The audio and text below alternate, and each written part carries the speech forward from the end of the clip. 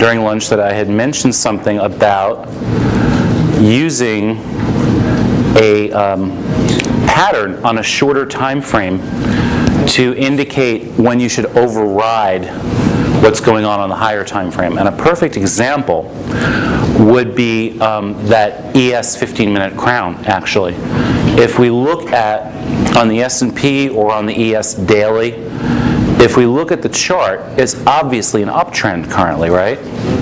You know, currently, not the earlier stuff, but it's obviously an uptrend at the moment. If we even go up to the weekly chart, at the moment, we are in an uptrend, okay? At the moment. It might change, but at the moment.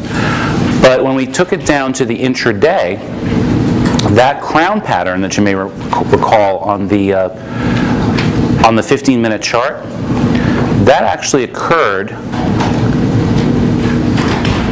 right here. Okay? That actually was right here. Well, it's not on this chart because that was an intraday pattern. Okay? But my point is that we were in a strong uptrend on the higher time frame, daily. I mean, basically at this point, we came down to here, we had support here, and we were saying, okay, well, the rally is resuming, so we should be looking to long side and favoring that. But when we saw the intraday crown, it told us that that correction might not be done yet.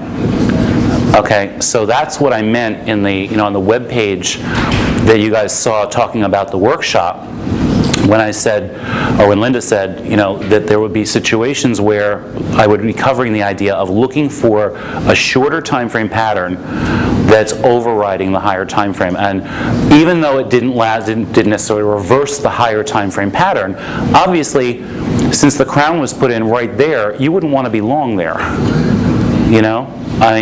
Instead we had the advantage, we had the opportunity to take advantage of the additional short side that was still going to be in place there. And then we'd be looking for the rally to resume. And by the way, as you can see, that rally resumed. What do we have? Zigzag. Okay. So that's what it told us, and that was what that meant when I was talking about that there are specific things you can look for on a shorter time frame to override what the higher time frame is telling you, and essentially justify a counter to the higher time frame trend move, to take that instead. And let me just make sure I'm a little cleaned up here. And now we're going to get into triggers and trade management. Now again, excuse me, I want to really be clear on this. Obviously, we all need a trigger. Need something to go on the chart to say it's time to get into this trade.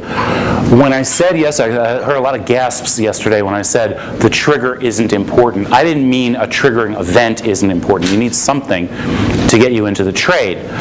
What I meant was which trigger you use is not important. The main thing with a trigger is to find the thing that you can read, that speaks to you. A lot of the triggers that we're talking about are based upon the same data. All right, you compare a MACD and a CCI, the graph looks different, but they're both forms of moving averages. It's taking price, massaging it in some way, smoothing it, and giving you some sort of a decisive read to say this is going in the direction you want it to go. So it really doesn't matter whether you use a MACD or a CCI. I use CCI because I've been studying it long enough that it calls to my eye. That's the expression I use. It speaks to me. For those of us who are more verbal oriented, same idea. But if you're more comfortable with a MACD or anything else, I'm certainly not going to tell you, oh, this is better. It's not better. Better is the one that you can read. Better is the one that speaks to you. I know I belabored that point, but I really just want to make that clear. I can show you how I use CCI. The other thing, though, before I go into that, I just want to mention, you want to be careful with confirming triggers. All right, some of you might have heard this story from me before, but I see that, first of all, I see a lot of people, as I mentioned, who have a million indicators on their charts, and I don't mean like the chart you showed me. I mean you can't see price. It's just like, where's the price? I've seen choo-choo trains, and I've seen spiders, and I've seen, all kinds of things crawling all over the chart. I know this one guy from several years ago, and this guy falls under the category of hobbyist as far as I'm concerned. He wasn't really trying to make money. He liked playing with the toys. He programmed his charts. He loved writing eSignal EFS files, and he set up his chart so that where he had a trade signal, it would print a little smiley face on the chart. I mean, really, the yellow icon with a little smiley face. So not only did he have all the indicators on the chart that generated the signal, but it was like low, with a little smiley face, and that's fine if that actually worked for him and he actually read it. I know someone else, one of the better traders in my chat room, who uses my CCI stuff, but he doesn't like having it in a subgraph. He likes having the CCI directly on top of price. Same triggers, but that works for his ability to visualize it better. That's fine. But what you want to avoid doing is using, goes back to what I said about understand, please, what your triggers, what your indicators are doing, what the math is behind them. You want to avoid using two indicators that are actually doing the exact same thing and believing for a second that it's confirming each other. And an example of that would be, what MACD settings are you using? What MACD? 1643. Oh, so 16 and 4. So it's 16 and 4 are the moving averages involved, right? Okay, so what if you had a MACD, and the MACD was displayed below price, and the moving averages were set for 16 and 4 period, okay? And then you also put on the price chart a 16 and 4 period moving average crossover, okay? I have had so many people bring their laptops up to me, and that's not you. I'm not saying that. I was just, I've had so many people bring their laptop. Look, I found the Grail, because both of these things are triggering, and they just don't understand that it's actually the exact same thing represented in two different ways. So you don't want to do that. CCI. I think that's my next slide. Yes. CCI stands for Commodity Channel Index. That does not mean that it's only for commodities. It was invented by a guy, Donald Lambert, who I met actually in California, and he was focusing on commodities and then stocks with it, so he just named it that. The Commodity Channel Index, and here's some math stuff for you guys, is a detrended moving average oscillator. What the heck does that mean? Well, all I'm saying here is that I use a 50 period primarily, a 50 period CCI. What happens when the 50 period CCI crosses the zero line is flat. Bless you. The CCI is flat. The CCI zero line is flat, and the line crosses above and below it. The line represents price. The flat zero line is the moving average. So the indicator is detrended. It's taken outside of the context of whether the market's going up or down. That allows me to see extremes and reversion to the mean a little bit more easily for my eye than watching how price reacts to a moving average. It is very, very similar. I'm moving away from what it says here, but just so you know, it's very similar to using a Bollinger Band. CCI is extremely similar to using a Bollinger Band. If you were to take a 50 period simple moving average, standard Bollinger Band, 50 period though, and instead of using the standardized 2 standard deviations on the, or whatever, however it's at 1.5 depending on your package, set it to 1, you would have, the bands would be my 100 lines. And that will work just as well. I just happen to be able to see these triggers better on this, and that's why I'm saying use what you want to use. Okay, so that's what I'm saying here. By being detrended, it allows us, what I mean is me, allows me to see how price is reacting to extremes and neutral points within the context of a trend. When you have price bouncing off a moving average on the chart, it looks like the uptrend. To me, it looks like the uptrend is going to keep going forever and ever. But by flattening it out, it's easier for me to see how it's reacting at that neutral point, the moving average. That's just how it works for me. It does not lead price. It is a lagging indicator, as are all indicators which are dependent on current price action for their calculations. Does anyone know why I'm specifying it does not lead price? Any guesses? Yeah, there's that. But indicator that's based on something that's already happened. Yeah. There's also, CCI has a bit of a bad name among many people who've been through using it, because they studied with someone who advocated a very fast CCI. and they lost money. I mean, I studied this myself, and it worked in very choppy markets. You could just basically use it like a stochastic, but sell the high, buy the low, and so on. Other times when it was trending, it just didn't work that well. But the problem was that he tried to present it as some kind of magic ball, and some kind of a crystal ball. He said it's somehow leading price, and that's impossible. It's a series of moving averages. But our Fibonacci work actually is a leading indicator. It's not a leading indicator that tells us where price is going to go, but it tells us where we have to focus if price does reach that point. It tells us where we're looking for reactions. Okay, so I call that a leading indicator. If someone else has better wording for that, if that sounds misleading, I think you know what I mean. Yes, it's basically at this point. This lets us know if our support and resistance is likely to be respected. All we're looking for in an indicator or an entry method is, all I'm looking for is, I have a bunch of those lines there. And they're so tight together that I can't read the numbers without the tools Carlos gave us to allow us to read them. I have that bunch of numbers there. I want something to tell me if the market is putting on the brakes as it's approaching that area and is likely to reverse. Okay, so for me at CCI, the settings used, 50 period, 14, and 6. Now on a daily chart or higher, instead of 14 we use a 20. That's simply because very often on a daily chart you'll have one of those elastic candles, we call them, something that really spreads out there, and the 20 tends to smooth it out a little bit better. The 14 can get erratic. So daily, weekly chart, it's better to go for a 20 in my experience, and I do constantly compare to make sure it's still that way. CCI should be set to median in Fibonacci Trader. Basically, that means average. All it is high plus low plus close divided by 3. Okay, and that's basically it. If you want to know exactly how to do the math on the CCI, all you have to do is Google what's the math on the CCI. All right, and you'll get the formula. It's not hidden, it's not proprietary, and it basically is a Bollinger Band formula tweaked a little bit. Okay? Now, I will show you, so I can understand why my mouse isn't working. There are 4 primary triggers that I use.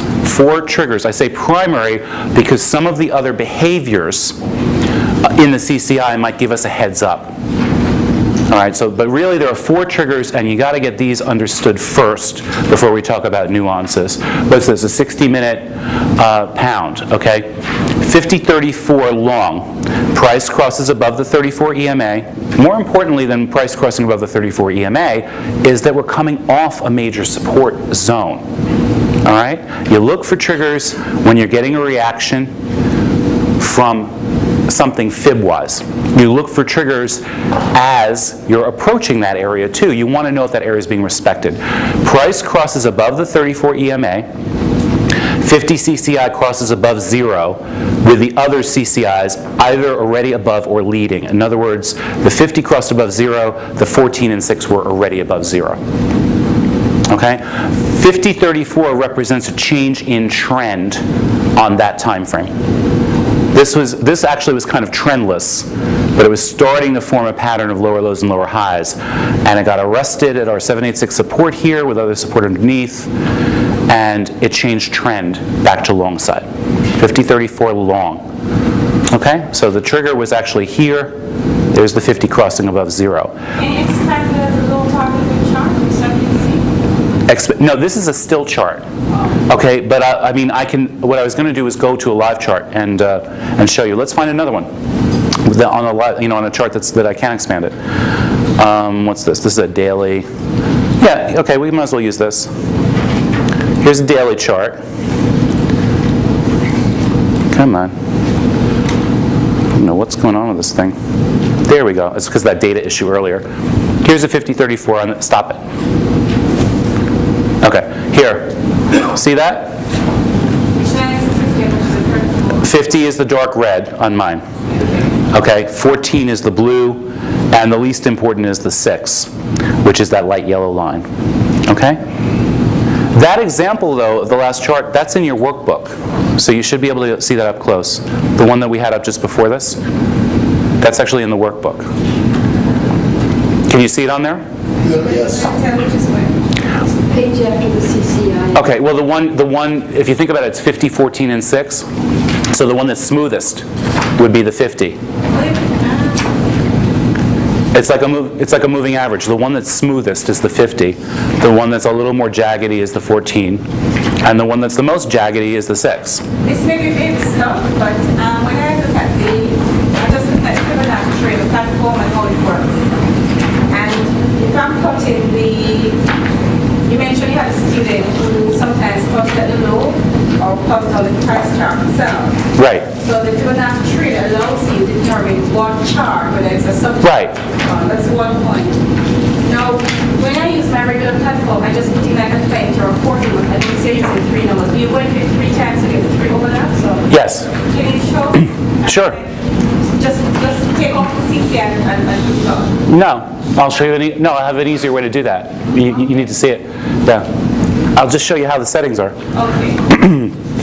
There's several. I mean, you can set it up any of a number of ways, depending on how you'd like it. But the way it is, here we are. Again, this is 50, 14, and 6. And in Fibonacci Trader, in indicators, you can see I have 3 CCIs, Commodity Channel Index, all set to subchart 4, meaning they're going to be together in one place.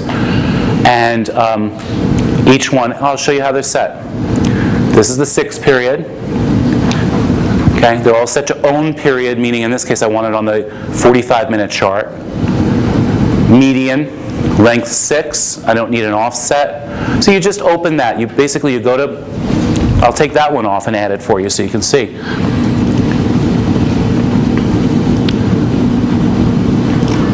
You go and find Commodity Channel Index. Okay, and you add it. Just double click it to add it. And then you're going to go in, you're going to double click the one you just added, change the color to whatever you'd like it to be. Okay, set the length, in this case I wanted 50. I'm sorry, I wanted 6. And make sure this is set to median. Median meaning like average. Okay, in other packages it might say, that's the standard setting for CCI, is median or average. Oh, thank you. I can't see my screen when I'm standing over it this way. Thank you. I would have been pretty confused. And the offset always remains at 0. Yes. Yeah. Offset simply means it would move it to one direction or the other for people who people who like to read it a little sooner on the chart than it actually moves it over. Yeah. And that's all there is to it. So you set one for 50. The reason I didn't want to add each one is I've already changed. I set it on the wrong subchart. So you keep repeating that.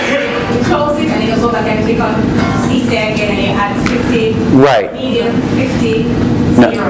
And then you go on the 34. Right. The next one you do a 14 and the next one you do a 6. Okay. Notice the 34 one you had a different combo though. You had 6, 14, 50, but the 34 had something else. Let's understand. The 34 is the exponential moving average. It's down there too? No, that's on price. Oh, okay. Okay? So, but I just messed this up. You see what I did is I let it go. Sorry. No, it's not your fault. I want to point out, some people like it this way. I have charts where the CCIs are each on individual subcharts. Some people can read it more easily that way. So what I did by not altering this and saying to add it to this subchart, it opened in a different subchart. So you can do that with the program if you'd like. I like them together personally. No, the reason I didn't want to take them off and put them on is because I've changed the default settings on mine, so it wouldn't be realistic. It wouldn't show you exactly how yours would look. Let me just change this back. Yeah, you see the new one I added is in subchart 6, so I want to put this back in subchart 4. And you can go through these things and find that there are all kinds of cosmetic changes you can make. You can make the line thicker, you can make it thinner, you can make it a dash. You can play around with those settings. And I still forgot to change the subchart. Change the length to 4. No, I don't need to change the length. I need to. Oh, I changed the length to 4. Yes, I did. Yes, I did. Again, I'm getting off track here a little bit. Thank you.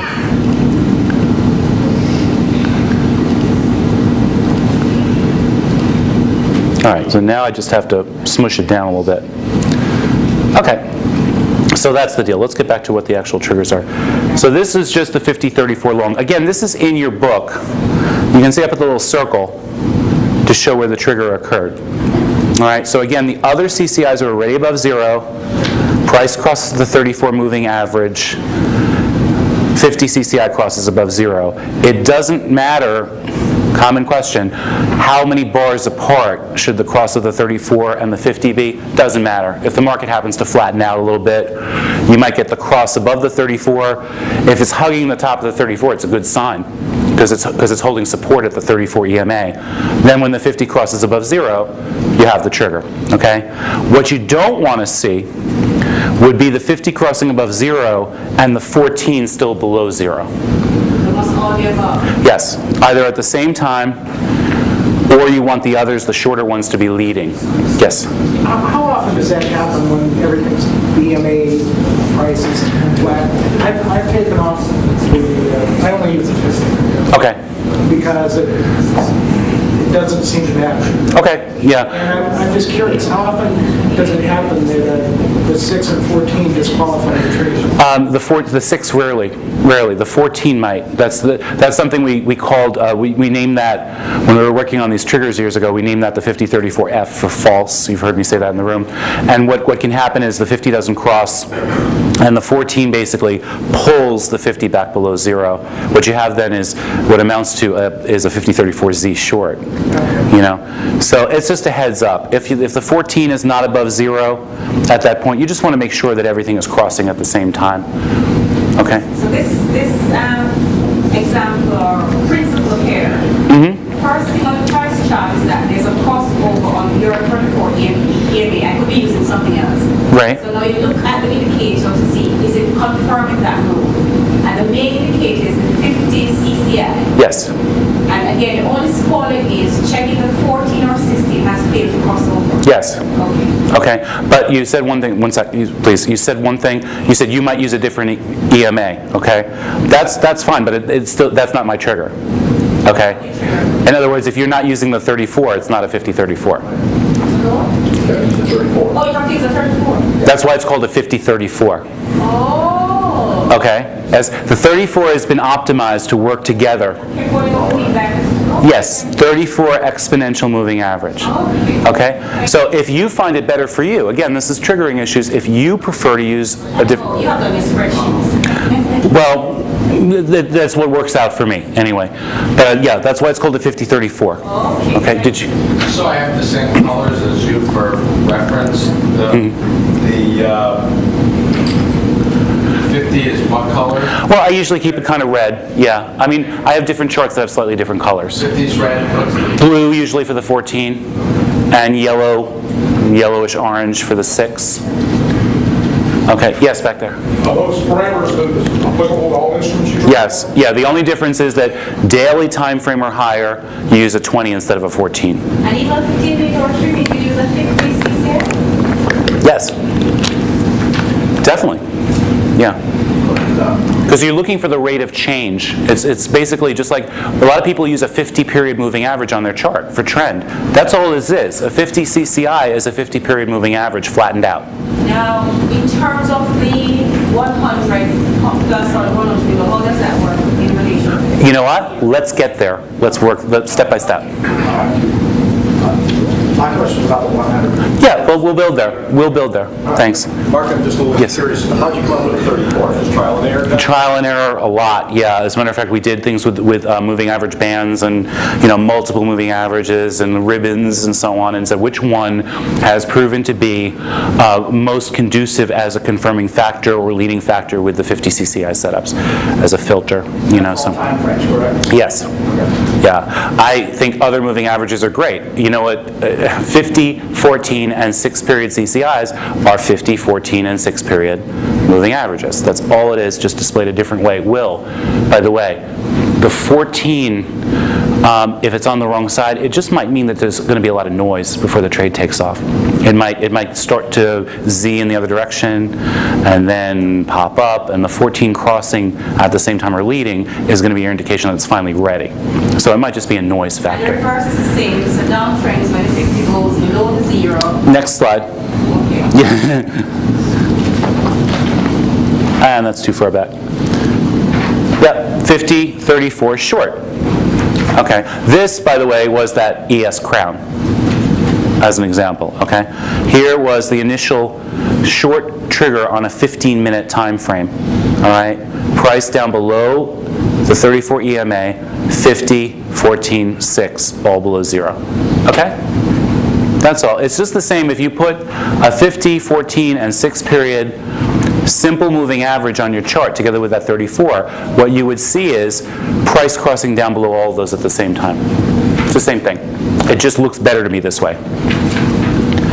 Okay? So you asked me yesterday about, can you show me a moving average crossover instead? That's what this is.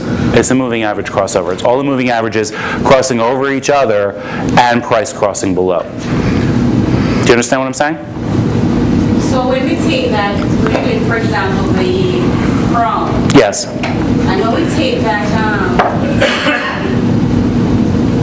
the B2C, and it goes to 127. When the market hits there, that's when we check the confirmation on the CCI. It's actually showing that it's going to go down. Okay, check this out. You want to see this in, I mean, that's a separate thing a little bit too, but notice that when we came down to the 1272 on that chart, the CCI did not trigger short. See? On this time frame, the 50 was above 0. There was no short into the 1272, which is exactly what you would want, because it didn't hold, it didn't break the 1272, it held it and bounced. That's why I came up to, to using these triggers and working on them and developing them, because most of the time, the trigger is going to occur when the actual move is occurring. The trigger occurred after coming back up and holding the res and then failing. Okay? So the trigger wasn't anywhere in here. The trigger was when it actually started to move. Yes, and fell from there. See? See, the 34, I guess, it's going to look better in your book, because that 34 probably is a little faint on the screen. But you can see, originally when it came down to the 1272, it did break the 34 EMA, but the 50 held above 0. So failure to get a trigger stopped you from getting in trouble. Okay. Okay? So yeah, and again, 50-34, change in trend on that time frame. This was a nice uptrend in here. When it finally switched to a downtrend, that's when you see the trigger. Looks very pretty on your chart. Yeah, well, it works. But, okay, so let's go on. Next trigger. This one is called a 50-34Z. Okay, 50-34Z long. 50 CCI retests 0. Retests meaning it had already crossed above 0. See, the 50 is above 0? You see that, everyone? 50 is above 0. And it came down towards the 0 line. Okay, towards the 0 line. Within 50 points. Within 50 points of 0. So if this comes down and it says it's, you look at your readout and it says it's at 40, you're within range for a 50-34Z. 6 CCI crosses below 0 and then back above. Okay? The 6 CCI, basically what this is saying is that the trend, CCI, the 50, is maintaining upside momentum, but you had a shallow pullback. The 6 period, prices violated the 6 period. 6 goes down below the 0 line. And then by springing back up, some people call this a slingshot. You see how the 6 goes all the way down and comes back up? It's just like when you hold a slingshot.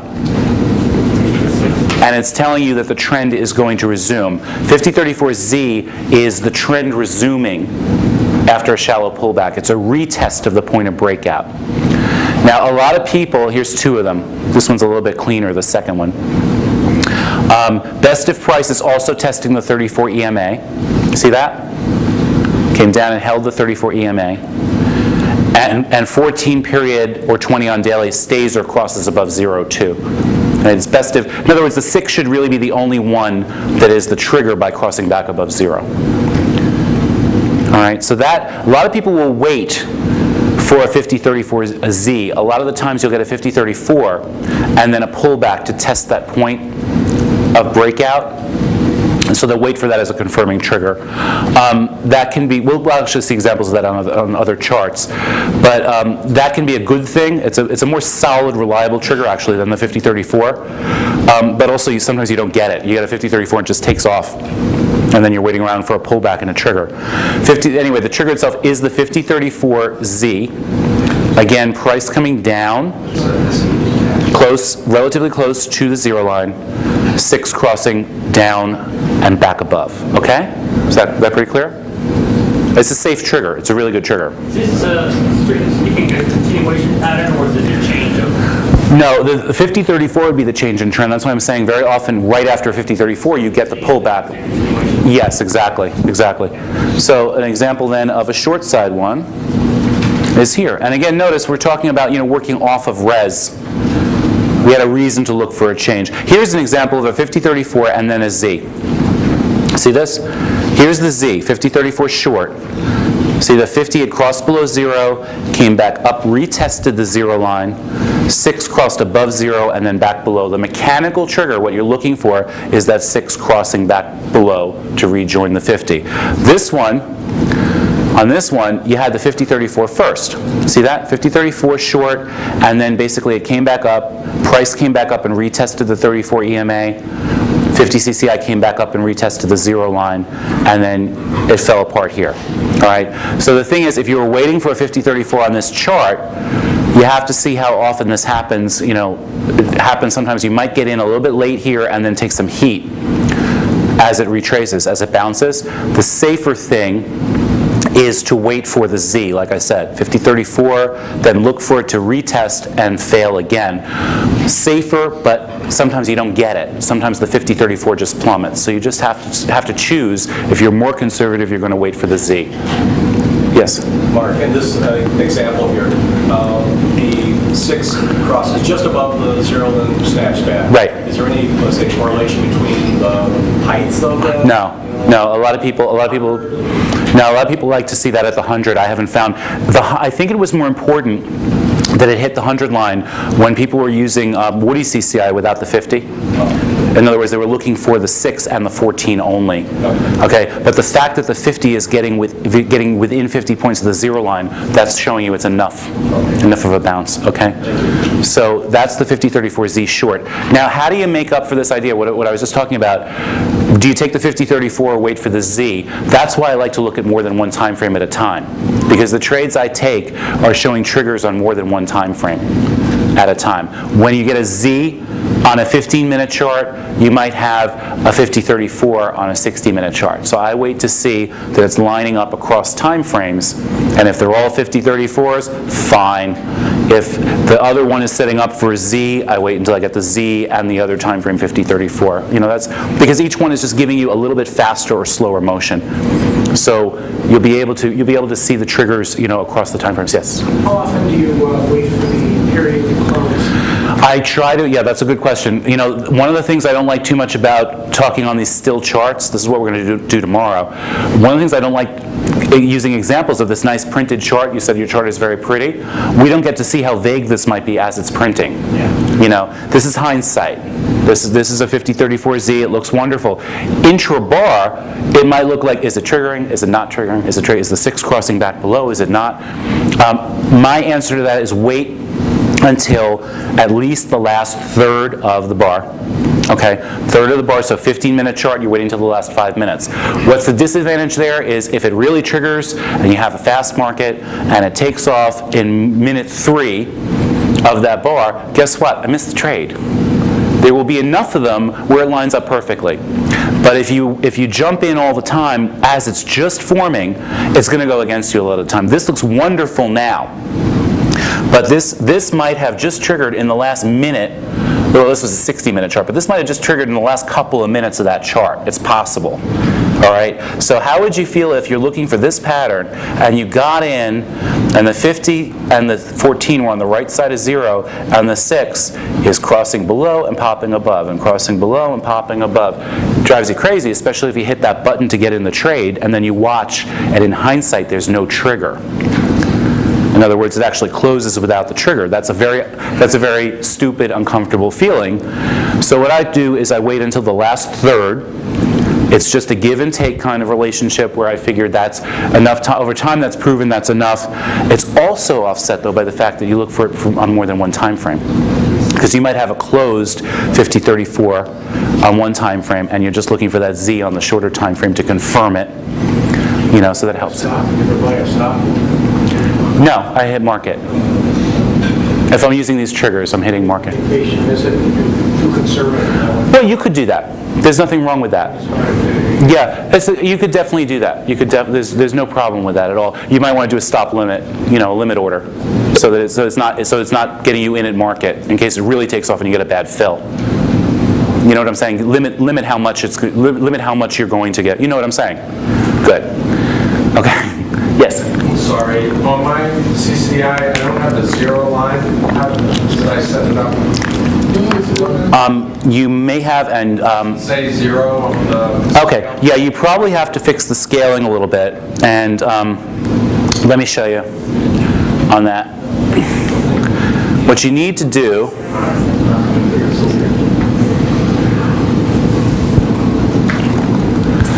yeah, if you don't lock the scaling, by that I mean go to each of the CCIs, and you see again I've set this by default on mine, so I don't think to, you know, you need to go to scale, okay, set it for user defined values, or use fixed values. Do you know what I did in opening that? Okay, and I use usually minimum minus 300, maximum 300. Now, if you don't do all that, it's going to look just the same, but it's not going to lock your 100 lines on the right place. As a matter of fact, I didn't set that on the 6 when I redid it just now, so I don't have a 0 line either. I have a 2 line. So I have to change that.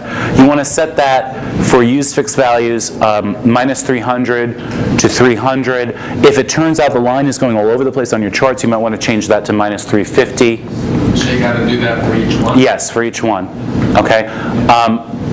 You could do it, you could set it, change the default value, but I don't want to get into that right now because it could mess up your program if you do that incorrectly.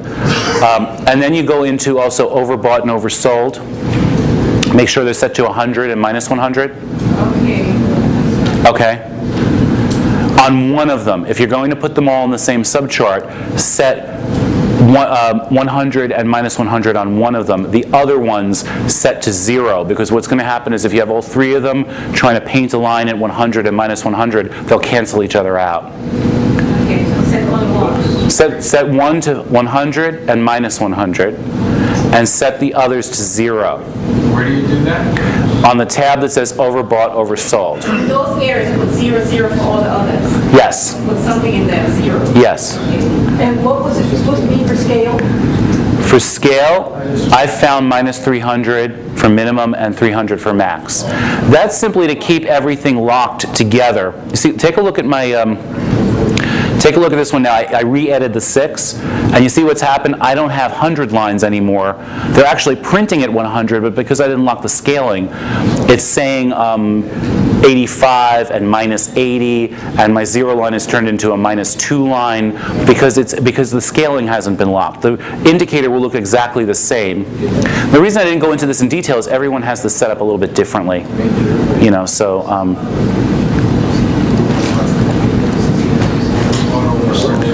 Yeah, let me fix my scaling now because it's wrong.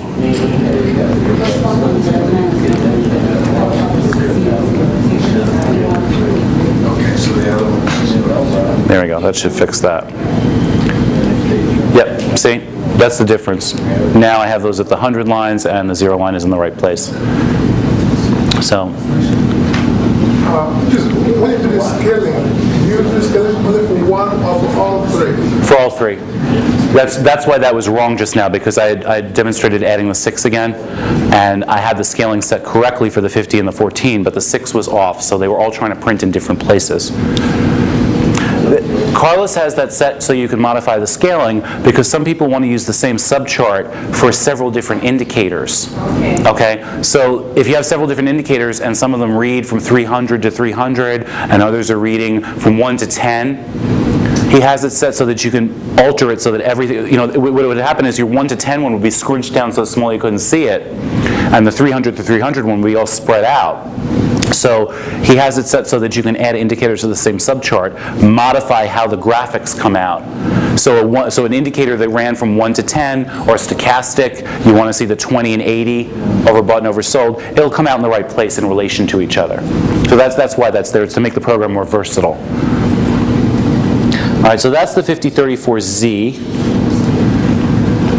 All right, I used to call this also the second chance to enter, because here, you had your 5034, and the retest is your second chance to enter, the Z.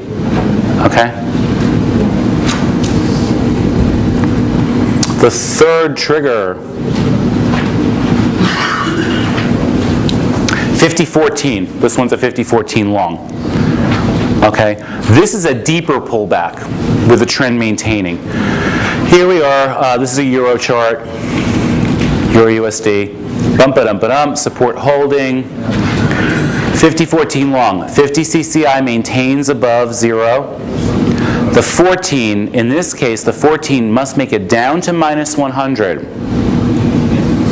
And then it crosses back above 0. All right? In a case like this, in this one, the placement of the 6 period doesn't matter. All right? But the point is that you're looking for the 14 to make it down below 0, all the way to minus 100. And then to pop back up above 0. Now, what's the difference between this and the 5034Z? In the 5034Z, you need to see the 50 within 50 points of 0. With a 5014, basically all you do is look to see if the 14 is all the way down to minus 100. It doesn't matter where the 50 is. The 50 can be at 75 or 80 or wherever. The 5014 is the trend resuming after a little bit of a deeper pullback than on a 5034Z. Okay? I see a number of those occurrences. Yep. Yeah, I just want to point out one of them instead of a whole bunch. But yeah, it's a pretty good trigger. Some of them can be both triggers. Like here, the 14 was all the way down here and crossed back above. So did the 6, and the 50 was right at 0. So that was either a 5034Z or a 5014. It doesn't matter. You see what I'm saying? Here. EMA is always third forward. Sorry? EMA is always third Yes. Yes. I do not use another EMA. You can, but I don't. Okay. So that's a 5014 long.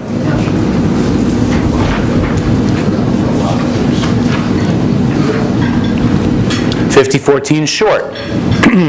Here's MSO. Daily. Again, plenty of res. That's the thing. You want to see that res there. You're going to get in trouble with these more when you take them and price is just in outer space. You want to see that the pattern is maintaining. So we have the res. Price started to go down. 50 CCI was below 0. 14 up to plus 100, and then bam, down. Yes? It says 50 CCI is above 0. Don't be below. Because I made a mistake.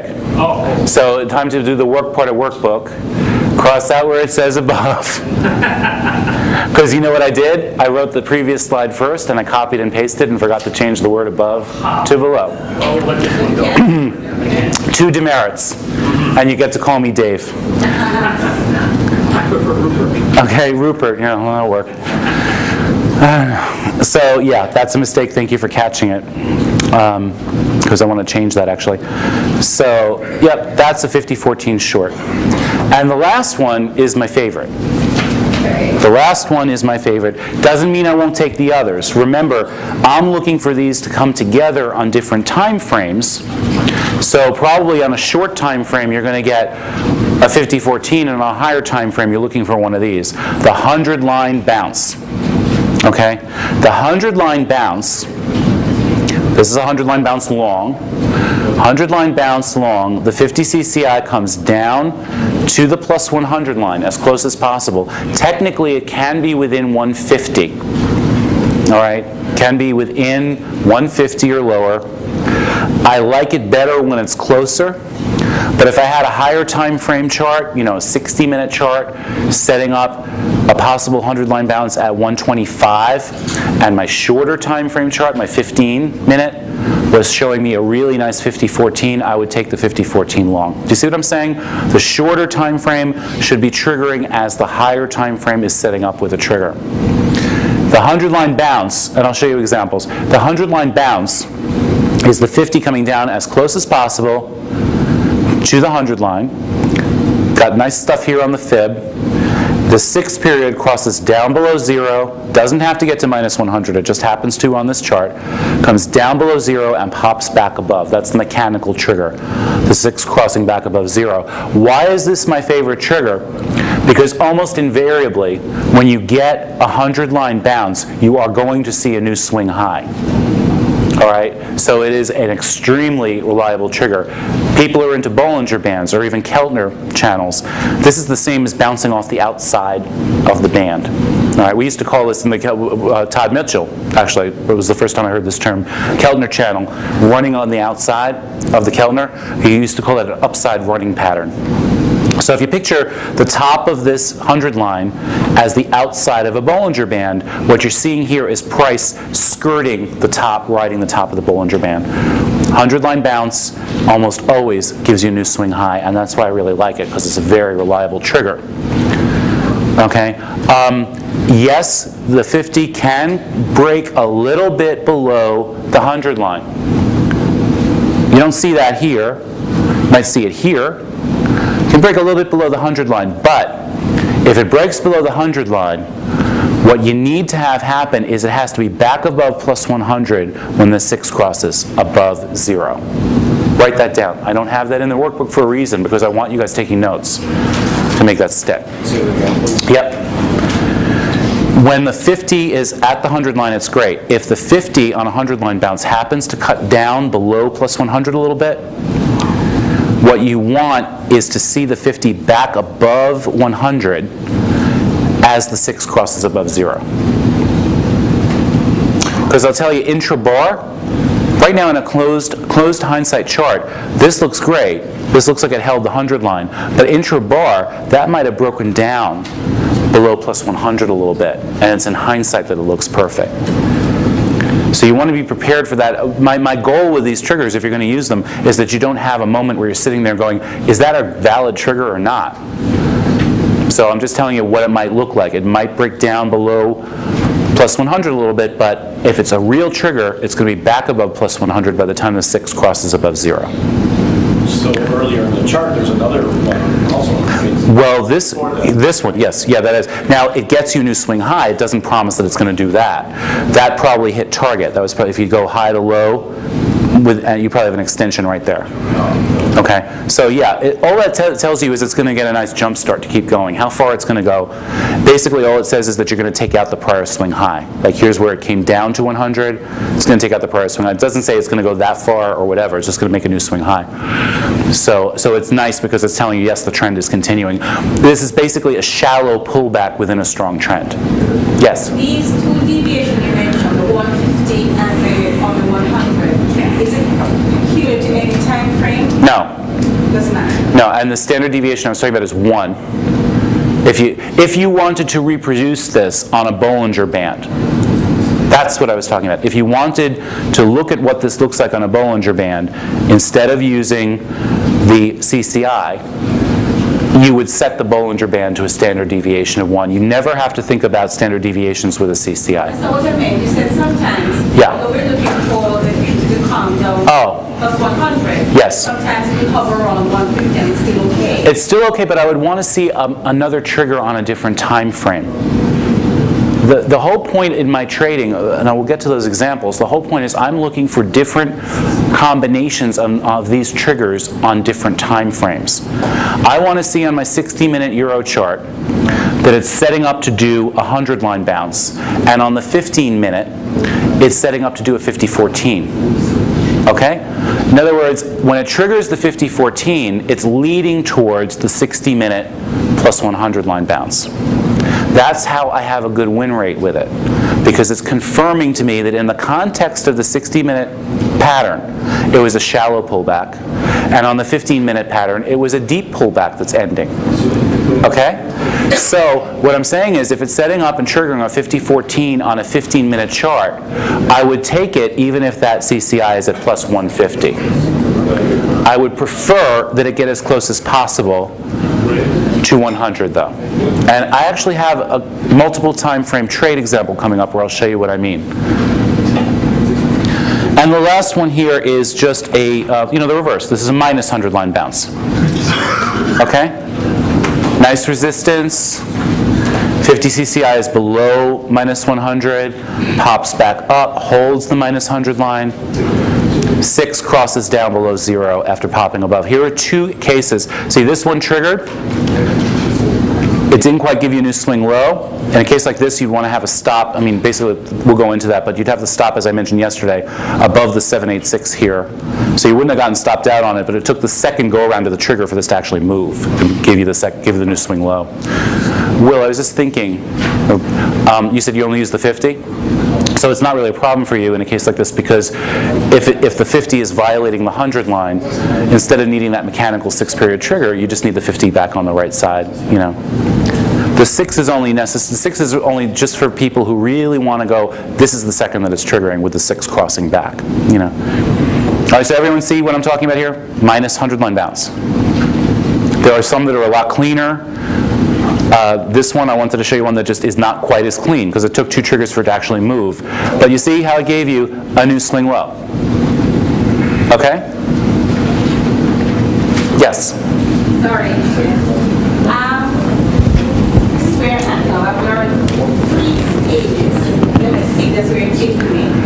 Firstly, we are trade traders. Yes. And we want to know if the market is going to come in the direction of the trend or it's going to reverse. And we'll be using our retracement expansion tools or Gardner accounts. Once we get a fix on the price chart, Right. our stage 2 is to check what our indicator or trigger is saying. Yes. CCI. So we have to check our CCI, but don't stop there. Now we go for another time frame to see if something is happening. I like to do that because just like I told you when I went into my personal history thing, I first learned a solid trading system that involved 3 time frames and the idea that they come back into alignment. And I've learned since then that what you're looking for, whatever your execution time frame is, like a 15-minute is your execution, whatever your execution time frame is, you want that trend to be in agreement with the trend on the next higher time frame. Okay?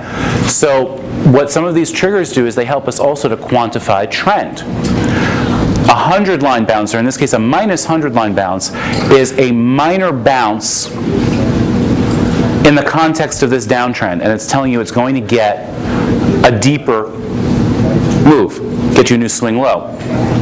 If you then look at a shorter time frame, and the shorter time frame is showing that it is giving you a trigger that represents more of a bounce, a 50-14. Remember I said that was a stronger bounce in relation to the trend? So if you're getting 2 of those triggers on 2 different time frames, it's a more reliable trade. It's telling you the higher time frame is resuming the trade, the shorter time frame is joining the higher time frame trade. Okay? And again, really, I have a couple of examples here, and that's what we're going to be doing tomorrow because I'm going to be on the Forex. We're going to be running 60 and 15-minute charts, and I will show you how they work together. At the moment, I just want to make sure we're all on the same page about what the triggers look like. Yes? As your example there, in 9/1/2009, about 10 o'clock in the morning, I guess that is, they all belong, about 3 of them.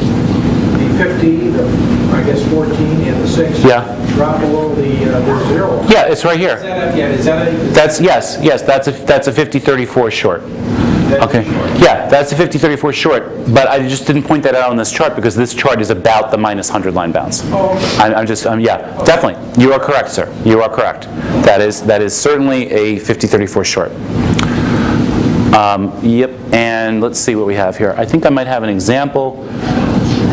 Yeah, here's one of my older Forex things showing multiple time frame, the advantage of multiple time frame, okay? This one, again, this is back when I was trading faster time frames. Okay, I think this might have even been Asian market open around then. And I actually took screenshots live as I was doing the trading on it, because I took this trade. This was USD yen. And again, shorter time frames, please don't let that scare you. But this was 15-minute on the right and 3-minute on the left. It would be exactly the same if it were 60-minute and 15, okay? But this chart happens to be 15 and 3. Now look, we have a lot of support, right? A lot of support on the 3, a lot of support on the 15. I'm sorry, 3, 15. Actually, this was almost a Gartley, but not quite. But lots of nice support, pattern of higher highs and higher lows. Look, 3-minute chart, you got a possible 50-14. Do you see this? Price is down here, you know, CCI is down here at the 0 line. The 14 is down at minus 100. Now, if you go over to the 15-minute chart, you can see that we have a possible 100-line bounce. You see that? 50 is above 100, 6 is below 0. This is ideal. This is what I look for. The higher time frame might give us a long side trigger. So what I'm looking for is the shorter time frame to give me a long side trigger, which leads to the higher time frame long side trigger. Isn't this better than looking for a 3-minute long side trigger while that CCI is below minus 100? In other words, looking for a long side trigger while the higher time frame is in a downtrend? This is telling you the higher time frame may be ready to resume to long side. The shorter time frame may be ready to join the higher time frame in long side. Okay, and like I said, I annotated this later. I actually took this trade and just took a bunch of screenshots. If you are a counter trend trader, there is a possibility in the other direction. The possibility would be 50-34 short on the 3-minute with support breaking and a breakdown below plus 100 on the higher time frame. I don't like that trade too much. First of all, I would never take a short when the next higher time frame is above plus 100. What I'm assuming here is that it's going to break down below plus 100. It's still counter trend. I'd much prefer that this set up to long side, but the point, or trigger to long side. The point is, I like to say to people, and I like to visualize. Visualize what it would look like for that to actually trigger in the right direction. What would the trigger look like? What would this look like if it triggered a 50-14 long? Then all you have to do is wait for it to happen and push the button. Okay, do we need to break? Yeah, okay. Yeah, we're going to take a break and finish this trade because we've got to change the tape. This trade, at least it would be a good thing. Okay, so what I was saying was, what we're going to do is, thank you. What we're going to do is visualize what a completed trigger would look like. And again, I don't care if you're not using CCI, you should do that anyway. Go look at your, I mean, obviously, if you're using a MACD, you know what the MACD is supposed to look like if it's triggered, right? You know what that looks like. So when you're looking at maybe it's going to trigger, maybe it's not going to trigger, visualize what it's going to look like if it actually triggers. And that way, when it matches your criteria, matches your image in your head, you just push the button. You know, is it triggered? Is it not triggered? Is it? Visualize. Okay? So we have a possible 50-14 long here. 50 CCI at 0, 14 below, or at or below minus 100. Possible 100-line bounce here. So all I have to visualize is if the 14 crosses above 0, it's a buy. Yes? Question on the 100 bounce. Yeah. So can the 100 go below, the 50 CCI go below 100 and bounce again, or? Yes. Okay. Yes. If it cuts down below below plus 100, the rule is that when the 6 crosses back above 0, the 50 has to be back above plus 100. Okay. But, you know, once you get into that territory where you get the 0, 50, 34 is 0. Right. And I don't know, when you're watching them on a real chart, you say, come on, you know, it's like that. Yeah. Because it plays with you. That's what I'm saying. Use your energy instead. Use your energy instead to visualize what it would look like. Okay. Triggered, and wait until the last third of the bar. and take it then. And that way, and that way, if it goes against you, well, it goes against you, you know. But if you wait, At least you waited until you Yes. get the proper trigger. yeah. Now again, one of the reasons why it's the last third of the, because some people will say I have to wait till the close. In other words, wait until this actually closes on the 3-minute chart as a triggered long. You can do that, but one of the advantages of using multiple time frames is that I'm a heck of a lot more comfortable taking this 3-minute 50-14 long if I have a higher time frame trigger setting up too. The probability of that working out, if you wait until the last third of the bar and you're triggered, you have the higher time frame trigger helping too, the probability is much greater that it's not going to reverse on you in that last third of the bar. Yes? And your target on the higher time frame chart with that 100-line bounce Yeah. would be a new high? Yes, well, it would be the target. Hopefully you get to the target extension too, because you'd be breaking the 786. See, the reason I like 100-line bounces, if you get to a new swing high, as it implies, it means you're going to be breaking the intervening 786 resistance. So that's why you get to target the 1272. All right. So what we're looking for is simply for this to trigger as a 50-14 long. So what do I have on the next slide? Here. Triggered. Triggered. Again, these are live charts, green dot. I'm not good enough with Photoshop to fake that. Now that it's triggered, nuance, watch the 50 CCI 100 line together with any remaining resistance on the chart, because the 100 line is that nuance we started talking about yesterday, that it also represents resistance. When you're below the 100 line, 50 CCI is below the 100 line, you need to clear the plus 100 line in order for the trade to continue. Look what happened back here. When it failed here, the 50 CCI tried to get back above plus 100 and failed and curled under. Okay? So that's what you want to look for as a possible danger sign. But in the meanwhile, it's triggered and you're long. You're long and you're considering the other stuff in the way as simply danger signs. And here, breaking the shorter term resistance will also coincide with 6-period CCI confirming 100-line bounce. High probability of new highs. That's why I'm psyched about this trade. That's why I took this trade.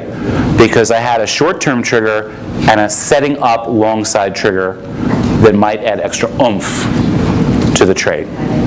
Think of it this way. That 100 line on the higher time frame is just another form of support. That's just another support level. So it had all kinds of things going for it.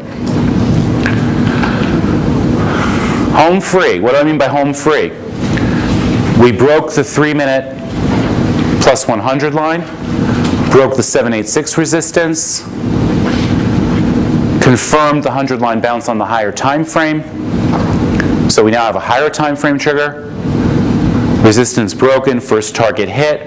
Watch for any signs of failure. Trail with new symmetry. So if you have just a small account, which is fine, because small accounts turn into big accounts if you manage them right, you might be taking off the trade at that position, at that point, because that's your profit target. At the very least, you're going to let your symmetry trail up, and you're going to move your stop to under the closest level of symmetry.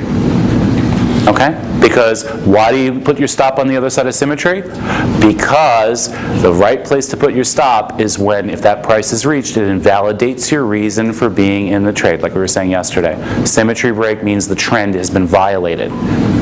So if you want to trail or you want to take off a partial position, that's up to your own money management requirements. If you're trading, one mini lot for $1, whatever, obviously you need to take the position off or be willing to give something back. All right? So that was just a walkthrough on one trade. I'm hoping that we have a bunch of things we can walk through tomorrow. As I was mentioning, I usually have a whole bunch more of these examples to go through at the workshops I've done, but to keep the cost down, this workshop was a little shorter than most. So we're going through as much as we can. That's why the information feels a little bit crowded into these couple of days. We will have a lot to cover tomorrow, and I wanted to bring you guys up to date on what's going on here. Trade management. I wrote this a while ago, and I've only made minor variations to it to incorporate other things I'm trading. So the reason is, no matter what you're trading, this says pips, because this was my initial game plan on my short-term Forex trading when I was using the 3 and 15-minute charts. So this was my little game plan. What do I mean by game plan? What is that? What does that piece of paper represent, or these photons on the screen? Trading plan. Thank you. That's trading plan. You want to know what has to go into the trading plan? What are my criteria for taking an entry? And how do I manage the trade, and where do I get out? People, I think, don't want to write trading plans a lot of the time because they think it has to be a document that's 20 pages long or 100 pages long. Your trading plan is not designed to explain to anyone else what you're doing. You don't have to identify every single thing you're doing and write it down like it's a computer program that you if, then, or else, blah, blah, blah. Then you're just going to get yourself tangled up. My point of this, and you guys can, if you want to learn from this, based upon everything I've been telling you about where the danger spots are and all that, that's great. But my point in sharing this too is to show you how simple a trading plan can be.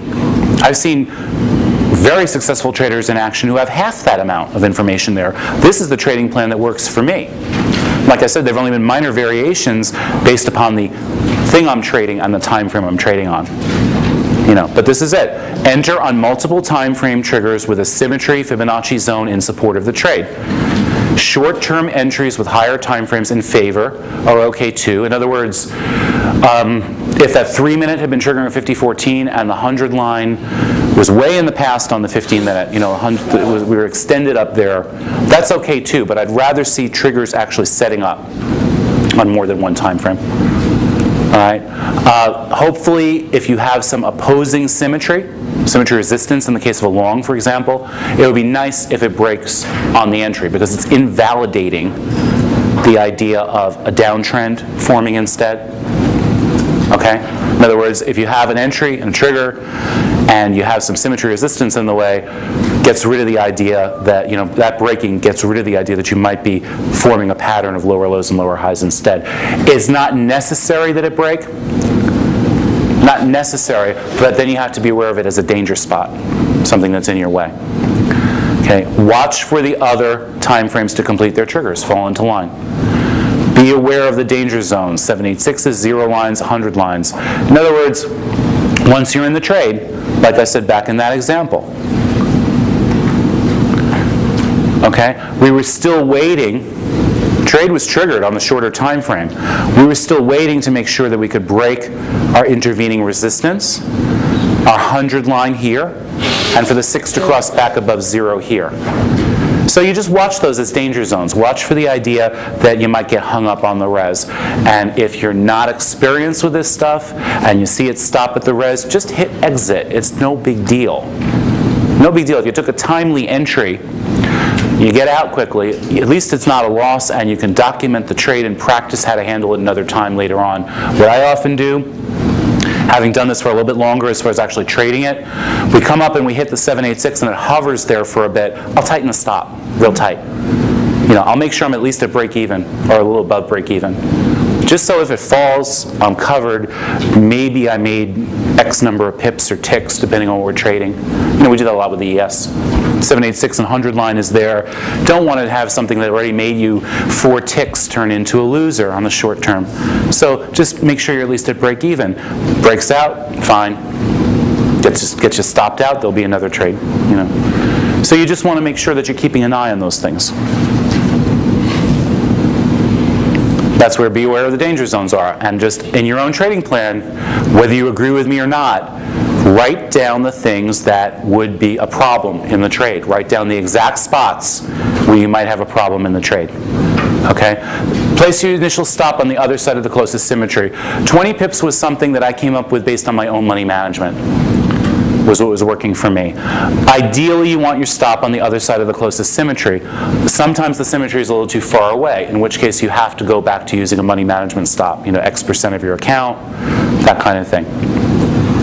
Warning signs that your stop may be hit. Those danger areas holding on multiple time frames, higher time frames not triggering. Exactly what I was saying before. 786, 0 lines, 100 lines, and so on. You want to make sure that everything keeps breaking in the direction of your trade. Okay? So if you see those warning signs, you can bail, you can tighten your stop. You might end up bailing with a few ticks, so at least it turned, or pips, at least it turned into a winning trade for a few dollars for your trouble. Okay, once you've banked 20 pips profit, again, this was based on my short-term Forex trading then, 20 pips profit, exit at a break of longer-term 100 lines. That's a nuance, which I will show you. Or at a confluence of target overlaps. That's assuming that you have the time frames triggering in succession. 15-minute trigger, 100-line bounce, you're looking to see a new swing high there. You're going to look for the target on the 15-minute. It's what you're trying for as you trail your stop. Okay?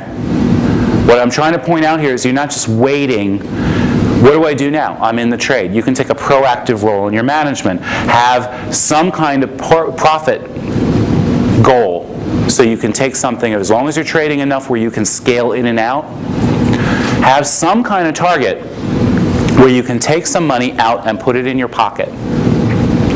That's what works for me. I like to scale out that way because I like to feel that I'm guaranteed that I have some profit and that the rest of it is the rest of it's at break even. Some people don't like to do that. Some people just want to go to break even and give it more time and distance to move.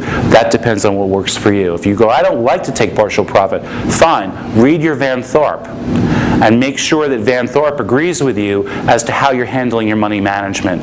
If you want to stay in the trade, his work will help you determine exactly how much leeway to give that and still remain safe. My way of doing it works better for me psychologically. If more of the trades I can get into, I can make a profit from, so I take something off at a certain level. Again, the 20 pips represented a very short-term trade.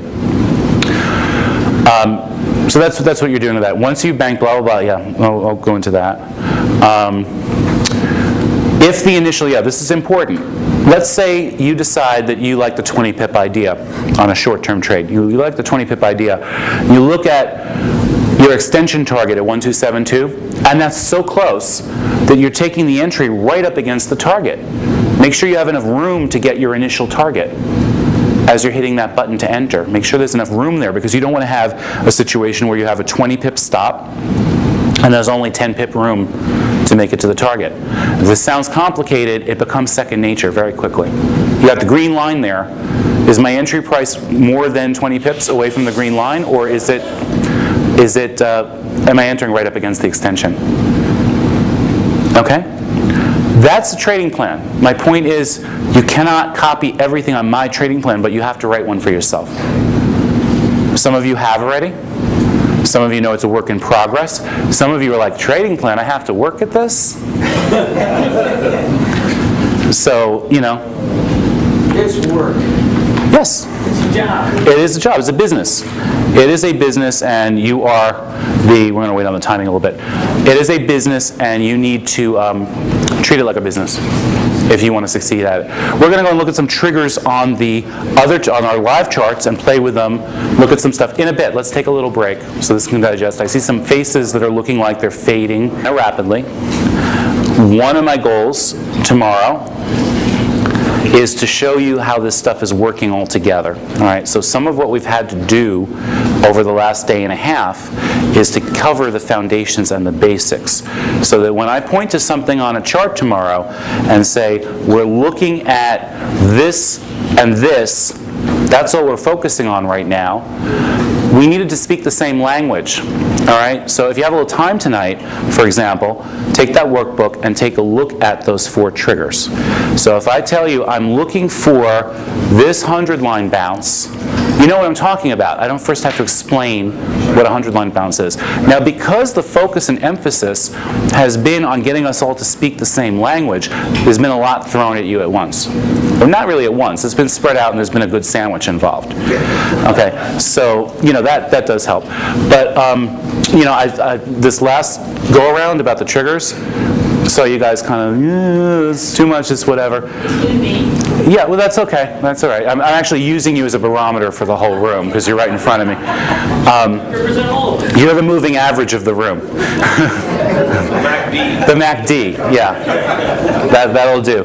Yeah, but again, the idea is to get a foundation in these things. Tomorrow, if we're looking at a potential trade, we're not going to look at everything that I talked about in the last 2 days. all at the same time. We're going to look at specifically what applies to that market at that time. Okay? One of the reasons why I was recommending, and Linda sent out emails saying, watch the videos on Mark's site when you guys signed up, is because that would give you a heads up also to the idea that I'm looking for the multiple time frames. I think that's when you got thrown a little bit, when I was talking about more than one time frame to look at. All right? You need to have more than one time frame anyway, because we want to know if the higher time frame has resistance and the shorter time frame has support. Okay? We want to know if we're trading into resistance. Like, you might have a wonderful daily long coming up, but what if there's a major resistance level that shows up better on the weekly chart, because the data is so far back that it's easier to run that work on the weekly. Do you know what I'm saying? You want to know if you're running into a weekly 786 resistance level $1 away from your entry off the daily long. Okay? So, and you were saying back there, I'm sorry, you understand that, but you said... I'm just wondering if I can do all those things to make a trading time before the trade disappears. Yes, yeah, you can. You can. You definitely can. That's one reason why I'm using only one indicator. The CCI is one indicator. So I'm using those 4 entries, the CCI. You look at 2 charts, so you're just looking for one of those 4 entries to be setting up on 2 charts. It's much easier than it sounds. Yes? You mentioned in this plan, 20th profit to start. That's only off your short-term Yes. Forex charts. Yes. Or like say ES, you'd say, your 8. Right. Yeah, like I said, 8 ticks is what I use, yeah, actually. Yeah, you can add, yes, exactly. But yeah, as I mentioned, this is something I wrote a long time ago. And my point in using the one from a long time ago is to tell you that all I had to change over the years is exact details like 20 pips, depending on what I'm trading. My actual trading plan aspects, where to enter, where the danger zones are, have not changed. But yes, those trade management things definitely have. You're going to go over your chart setups, like what kind of volume, what kind of takes? Tomorrow. That'll be easier because we're going to have the second projector running. Okay, and I know what the reason behind that is there are some people here who are only interested in Forex, and there are some people who are definitely not interested in Forex. And I've done a couple of these workshops where we used to go, hey, wait, there's something setting up on the Forex. Let's flip to that, and then we missed the thing on the ES, or whatever. So we're going to have 2 projectors and 2 screens, and I'll be able to show. I can't show everything that I'm running because that would take up. My monitor. I have 6 of those monitors, just for my charting. So that would probably, with projectors, cover about this much of the room. But I can cover whatever. If I trade ES, I'll show you the time frames I'm using for that. Yes. The CME said that they reported their ticks in a different way. Yes, I've changed. I only use 1 tick chart, and I've multiplied the amount on the. Yeah, the other charts. 2.5, I think. 2.5 to 3. Yeah, it depends on the exact. Just because Carter said 2.5. What? You're going to see that also. Yeah. I was using a 377 tick chart for an extremely rapid entry. By my standards, it's rapid. So I've just multiplied that. I tried 2.5. Whatever. I forgot exactly where it's set now. But most of my charts are volume charts, and those were not affected. I was in my room. You think I want to multiply my balance of my bank account? Yeah. Okay. So yeah, we'll go into that stuff tomorrow. What I'd like to do is, remember I asked you guys for some chart example, chart symbols. Why don't we take a couple of those and run them up from scratch with the fib and take a look at what kind of triggers there have been on those charts. So at least we can see what this looked like. Market's not open today. We can see what that looked like in the past. Obviously, you guys gave me like 40 symbols, so we're not doing all of them. Some of them I had set up already, actually. But yeah, we're going to go back over some longer term stuff, primarily some daily and weekly. And let's just see what it would be like, where there might have been a good setup, how the fib would have looked there, what the triggers were like, and then we'll bring it into the future. We'll bring it to the current time to see what that, what that looks like there too. Oh, I did get, along with the list of securities yesterday that people wrote down for me, I got a written question as well, so I wanted to address that. Wrote down basically whether I think that maybe on Forex the 618 level is more important than the 786. In other words, perhaps my idea that the 786 is the crucial level only really applies on non-Forex stuff, and Forex really is about the 618. No, I don't think that. Okay, both of them are important. If the trend is going to continue, very, very likely spot for it to hold is 618. Whether it's Forex or anything else, I am not downgrading the importance of the 618. 618 is an excellent level to see a hold if the trend's going to continue. 786 is the level that, if violated, means it's heading to the other target.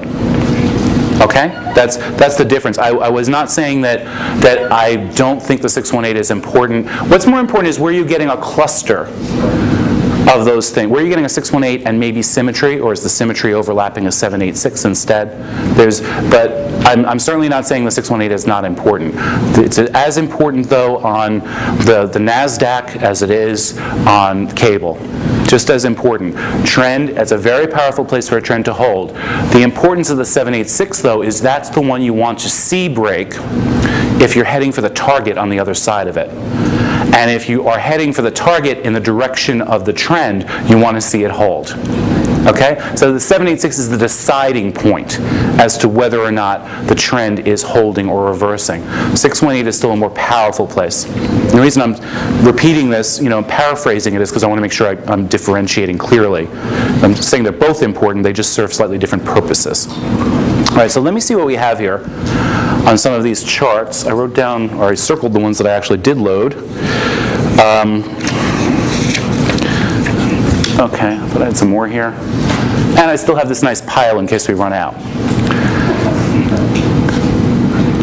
Let's see what we have. All right, we're already set on our S&P for tomorrow morning. Example on our, we know that we've gone over a lot of S&P examples. You've seen the Gartley's hold in the past.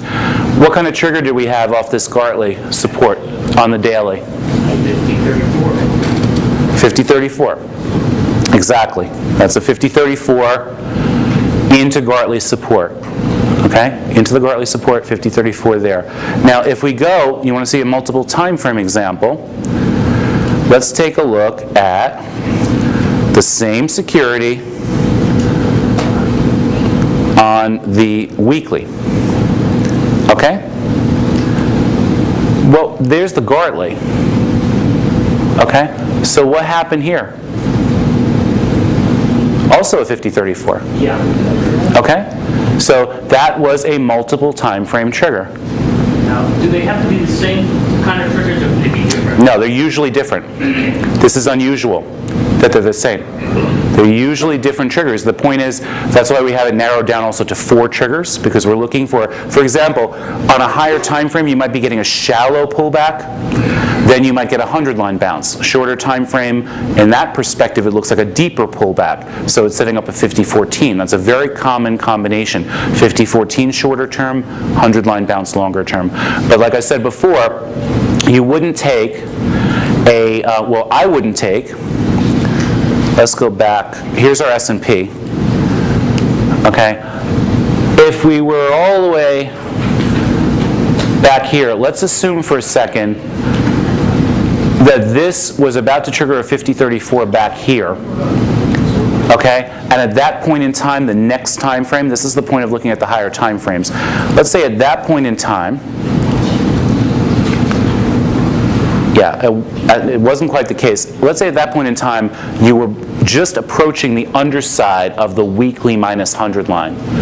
Then you're saying that you're taking a long side trigger right into higher time frame resistance. Yes? Sorry, completely different question. Are we going to do the timing? We're going to do that tomorrow. Tomorrow? Because if I throw timing at you guys right now, we're all going to turn into a bowl of jelly. Okay? So we're going to do the timing tomorrow. We're not going to be, we're not going to be tracking markets tomorrow live as though we're trading everything live. We're not going to be watching everything with that kind of intensity. So we're going to take breaks from looking at the markets. That's why we're having a long day tomorrow. We're going to cover the timing then. The advantage also is that as I'm discussing the timing, I'll be able to show you how to do it on the live charts as they're running. It's just not enough time today, not with the degree of clarification we've had to go through on stuff. All right, so there's an example in the past of the time frames working together with the fib support and so on. Okay, this guy. And so I'm going to get rid of this stuff off the chart because we're more concerned about the present, I would think. Okay? Now, let me see one of these examples. Okay, we'll save ES because that's essentially the same thing. Ford. Leonard had asked about Ford. Ford motor. Okay, so I think I have that loaded here. Yep. Here is a daily on Ford. Okay, let me get this out of the way. Daily chart on Ford. No fib here yet. All right, nothing to distract us. Remember, same work, even if you're doing a 15-minute Forex chart, it's the same thing. So, not showing anything that's specific to a stock. Earlier on, we had long side triggers. We could set up the support for back there. Let's see how that was holding, actually. Just a little quickie here.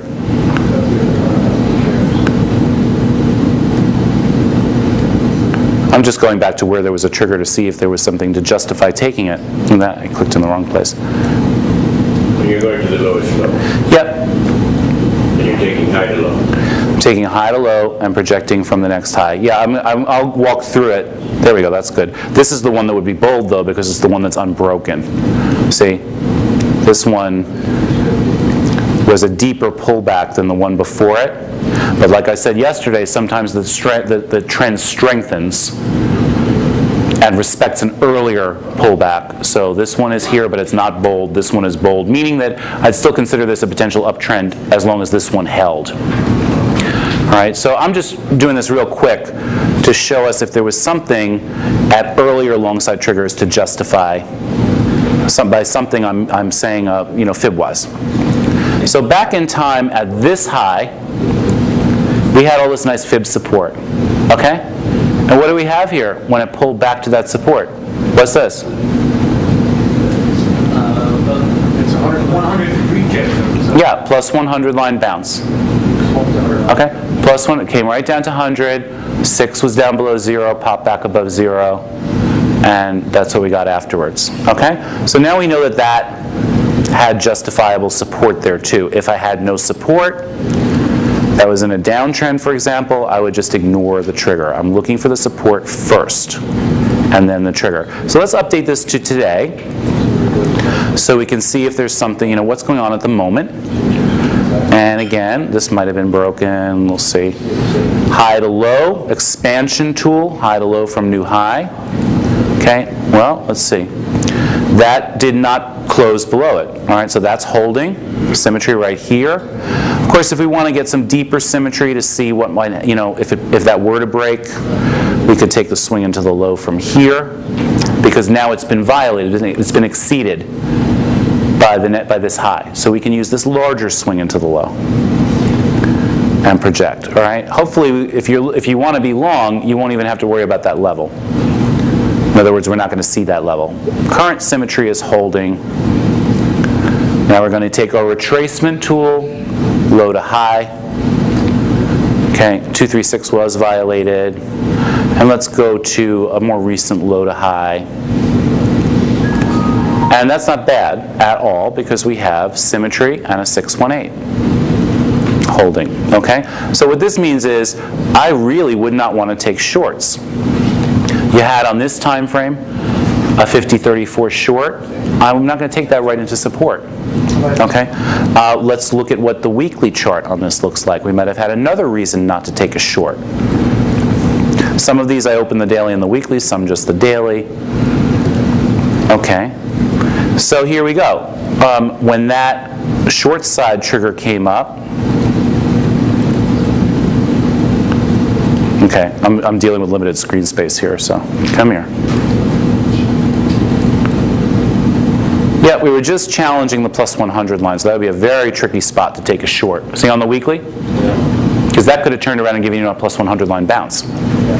So that plus symmetry being maintained on the daily tells me I'm not shorting this. On the daily, you have a 50-34 right at the end. Yes. Curls back and goes to 0. Yeah? Well, this may give us, see, here's where the decision process comes in. That'd be like a setup for a 50-34Z. Exactly, Okay. exactly. So what you would have to do, let's assume, a couple of ways to look at this. And by the way, now I'm taking high to low with the retracement tool to see what's in the way, on the way up, and targets. Bless you. Is this hotel? Yeah, it is, because it seems Yeah. something. A lot of people are sneezing. I got the itches, I don't know what that deal is about. We want to know what's going on up here. This has not reached 618, so we're not looking for a Gartley possibility. Okay? Let's assume for a second that you took the 50-34 long here. Okay? What we can do in a case like that is take our expansion tool and go high to low, the swing before this new swing high, see, because we've taken out that high, and project the support from there. Okay, and then we can also take our retracement tool and go low to high. And what you'd have to do in a case like this, if you wanted to have a stop in the ideal place, you could put your stop right below that $6.90. Okay, because if that's violated, you're breaking symmetry. There's no rhythm left to the uptrend here. You're breaking the 786. That means we're going to get down below the prior swing low. All right, and that as a 50-34Z is going to fail. It's not going to happen. It's going to trigger short again. I can tell you it's not going there. Well, you know what?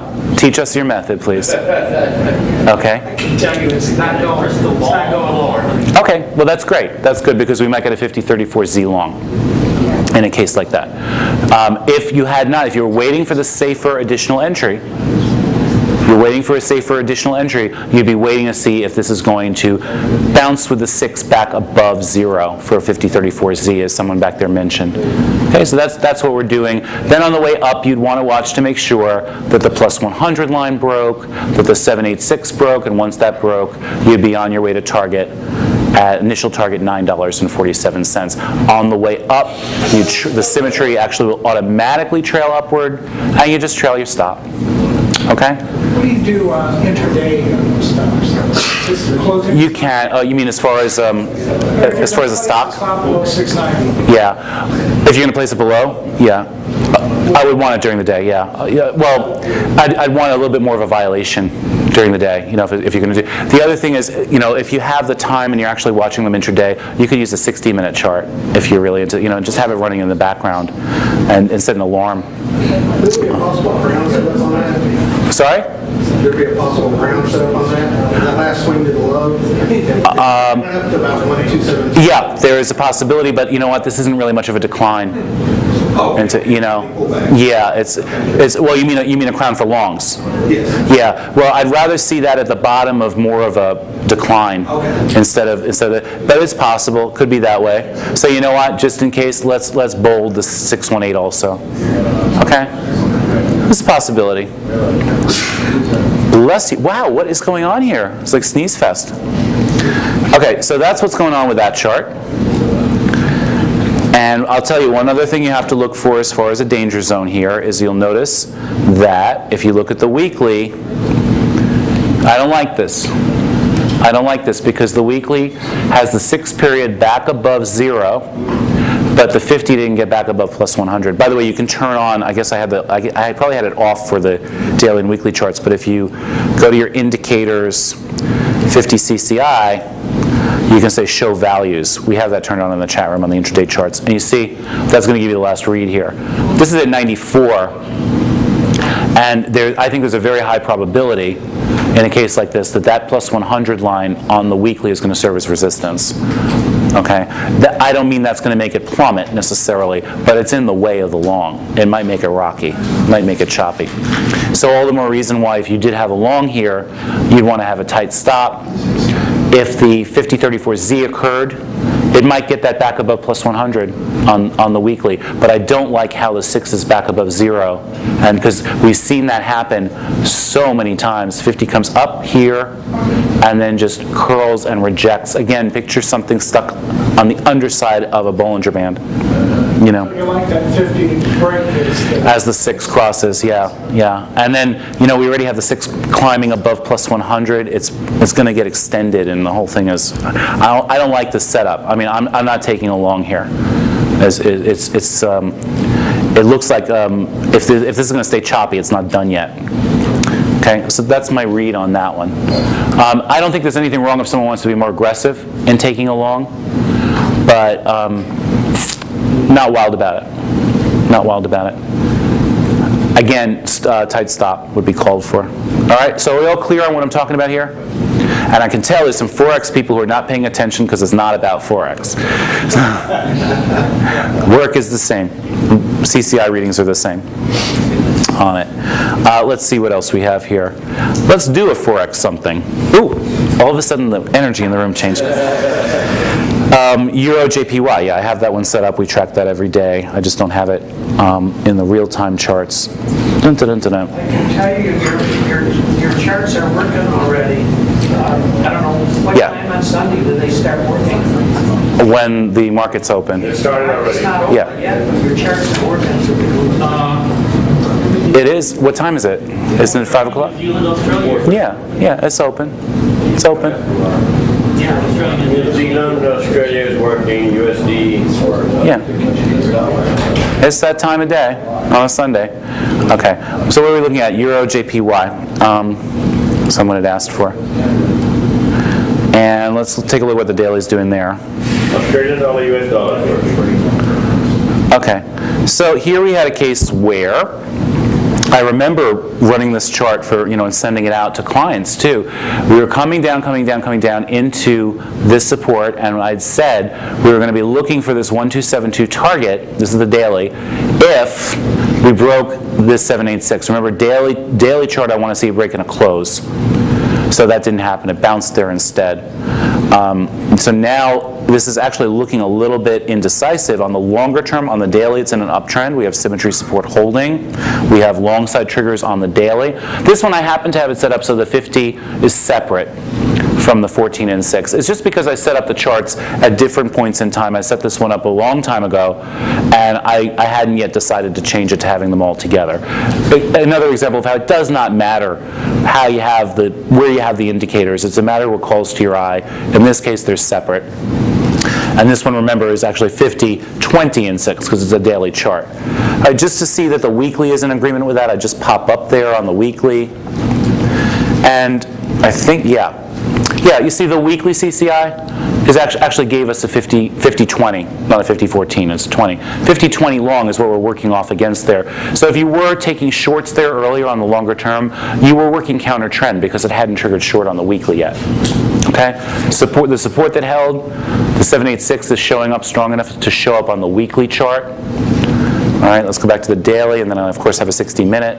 That's the euro USD. So here we know on the upside, see, this is good. I like this. Check this out. Is that a crown? Where? Just to the right of the white arrow. Of the, oh, here. I don't know. Where would you draw you mean like here to here and up? A little bit to the right. This one? That up. Yeah. Down, I guess 200. it's not one place. No, this wouldn't be. It's a little bit weak of it. I think that. Let me see. It might be. It might be. I'd kind of like to see that swing high over this one, but it doesn't really matter. I think it went back up to 618. I don't think so either. I'm not sure. Yeah, we could check, but it's iffy. Also, I can just by eyeballing it, you can see that isn't 1272. Okay. Yeah. But what I like here is on the daily, our 50 CCI is above plus 100. All right. If this pulls back and the 50 can stay above plus 100, it gives you a very strong indication that we're going to break the 786 res. Okay. You remember what I was showing you yesterday about the 100 lines? You don't want to see the 50 holding below plus 100 as you're hitting that 786 because it's a warning that it may just fail, may just collapse at that point. In this case, if we can get pullbacks, maybe maintain intraday support, get pullbacks and maintain above plus 100, you're going to lose that level. You're going to lose the 786, and then the target is actually a lot more than that 1272. That 1272 is high to low, like that. The target would be these overlaps up here, okay, from different swings. The reason this chart is all done already is because we work with it every day. This is the same chart, that I send out on that. This might pull back and give you a 100-line bounce on the daily. Let's see what the 60-minute looks like. Okay, here's the current 60-minute. Pull back, holding support at the moment. See if I can rescale this a little bit. Dang projector. Okay. Here, what we'd be looking for, like now, for this to continue, you're holding support. There's really no reason to bail on this.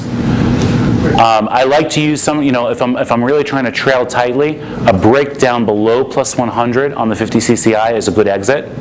But then we'd be looking for a re-entry. Depends. If you're trading off the daily time frame, you have no reason to exit. On the 60-minute time frame, you have a reason to exit. Breaking down below plus 100 is calling the shorter time frame momentum into question. So then you'd be looking for a re-entry. Is this going to trigger a 50-14 long? See? 50 CCI is above 0. 14 might pop above 0.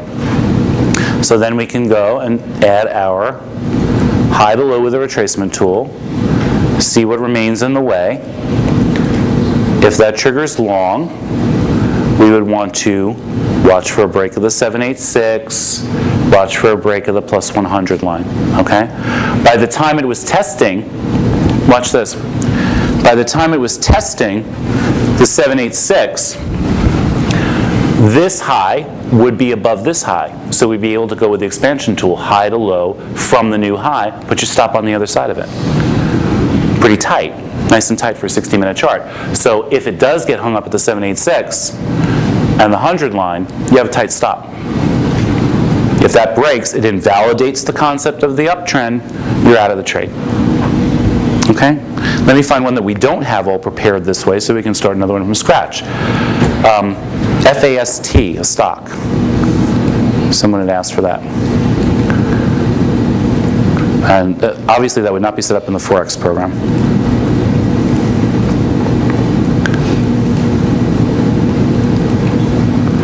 Okay, so here's a daily. Let's do some fib work. Never before touched by a human or Mark's hands, or Dave's or Andre's or... Yeah, well, you can see right here, by the way, in the past, that this was a big Gartley. Okay? I think so. I think that came up. Actually, I'm not sure that came up to 618.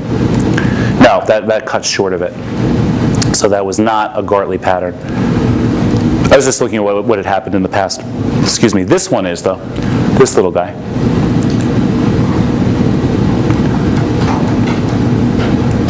Yeah, see up to 618? Sorry? Nice Gartley there. Yes, nice Gartley there. All right, and again, this is hindsight stuff, but I figured you could see how this coincides with the triggers. Okay? Nice Gartley. Where is my expansion tool? Okay, so there we have a Gartley. Here was the intervening resistance that would have to break to invalidate the idea that it was forming a downtrend instead. You can see it broke. Okay. See it broke. Now where was our target? High to low with the retracement tool. Oh, look at that. Went right up to 1618. First a little temporary hold at 1272. Some people might have exited the trade there. Others, took something off and trailed with new sim. But you had a trigger. Coming off that Gartley support, there's a 50-14. Okay, 50-14 long. Well, I think I opened a weekly chart on this too. Yes. Yeah, you saw it on the list. Yeah. What's that stock FAST? I forgot. That's enough. Okay, thank you. Which one? That's enough. Yeah, okay. Winona, Minnesota. So yeah, here, actually we're working off of 5034Z here. 5034 long, 5034Z long. Let's see how that works together with the Gartley. All right, again, I have to rescale these charts. See that? The Gartley, you would not have been trying to take a short there on the daily. because you were right here testing for the possibility of a 5034Z confirming long side trigger on the weekly. That's what I mean about the time frames working together. Otherwise, you might have looked at this chart on the daily and gone, you know what, it's taking out the prior swing low, it's time to short this, all I need is a short side trigger, and I'm all ready to short, and I'm all ready to short. Well, we see it as Gartley support, and the higher time frame is setting up for a long side trigger. So no on short, wait for a long side trigger. If you have the time, take it down to a 60-minute chart, 30-minute chart, something intraday, watch for the trigger there. You might get in sooner, you will get in sooner, watch for the trigger there, and then keep your eye on the daily for it to follow through with the long side trigger on the daily. You're in earlier, you manage the risk more tightly. That's how this works. Depends on how much time. The reason I'm saying that is I know, the questionnaires you guys filled out before we got together here, some people said they're end-of-day traders only, which is fine, but then you have to manage the trade based upon what happens on the daily. Okay? So what else do we have here? Thought I opened some other ones too. Yeah.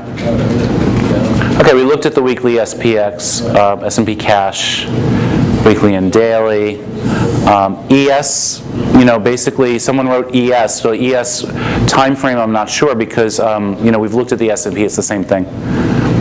We could look at ES daily, but it's going to look exactly the same. The intraday ES we'll be looking at tomorrow.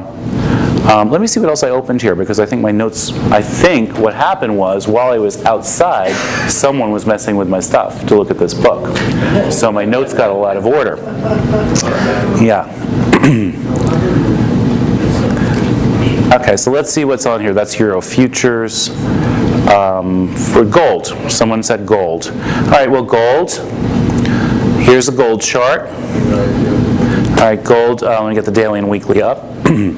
Gold's really interesting because those of you who are members of my service, you know that gold spent a lot of time in consolidation. This is the weekly, here's the daily. And what was I saying during that consolidation phase? Look for a break to upside. It's probably going to break to upside. Every day I was writing because I wanted to make sure people weren't trying to take a short on that.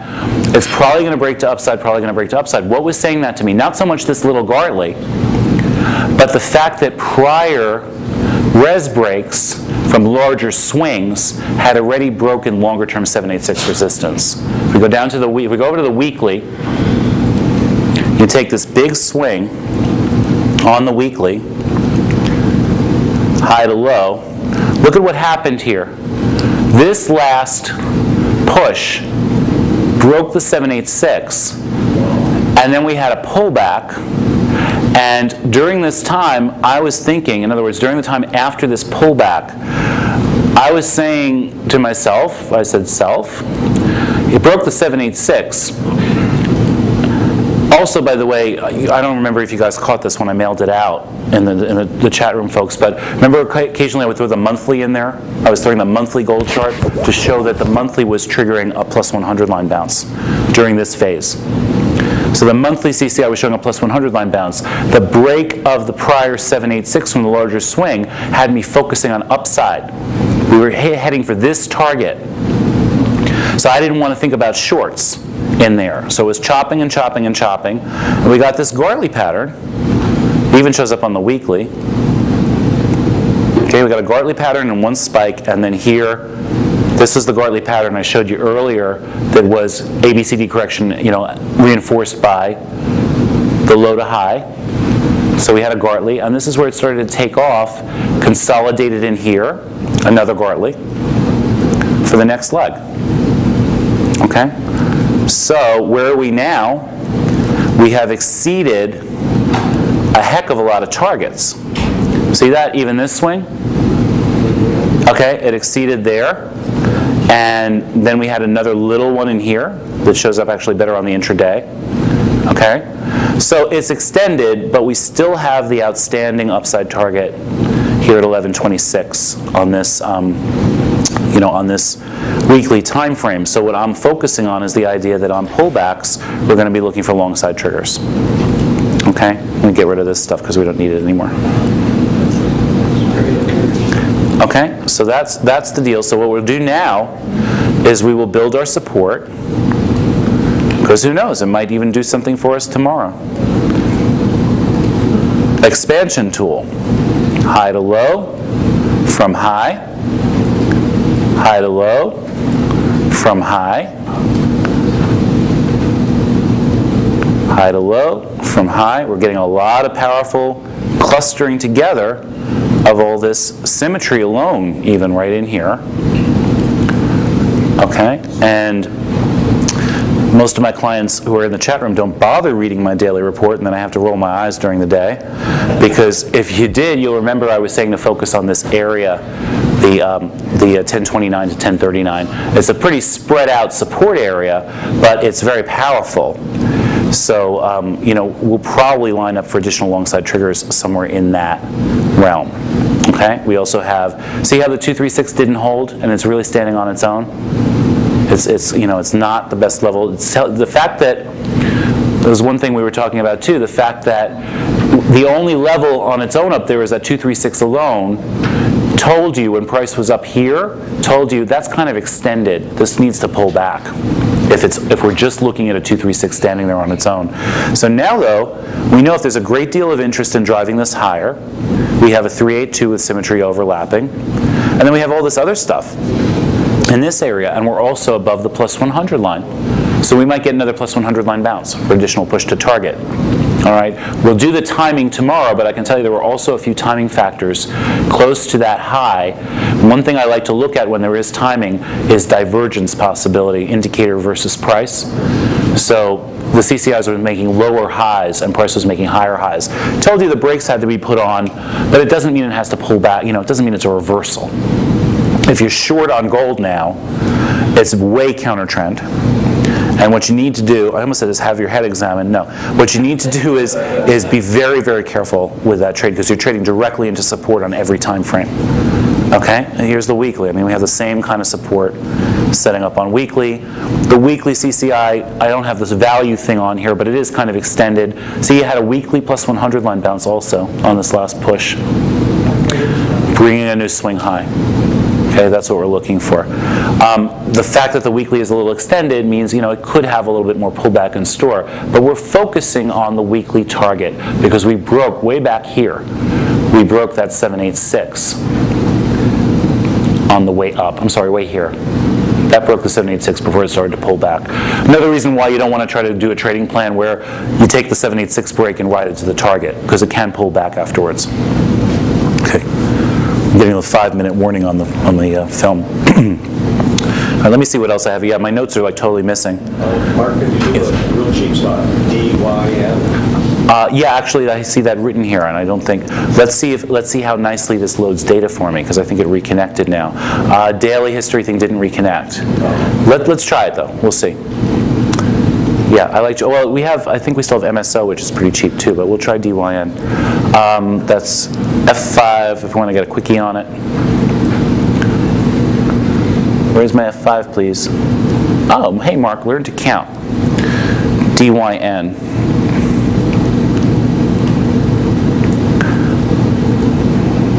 Okay, let's give it a minute and see if it actually loads the data.